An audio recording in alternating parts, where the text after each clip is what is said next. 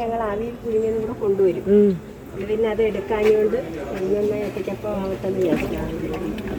പിന്നെ എൻ്റെ തെരളിയപ്പോ ഇലയപ്പോ ഇന്നത്തപ്പോ എന്തെങ്കിലുമൊക്കെ കാണും.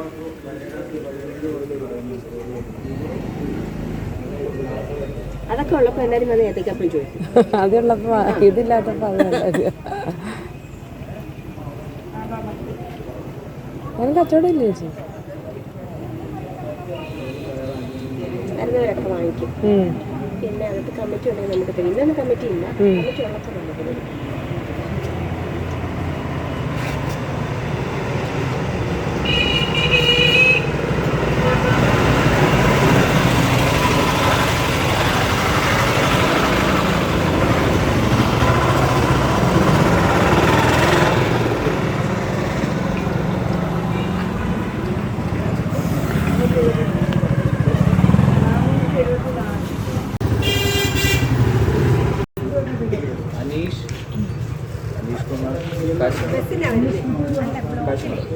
കാശ്മീർ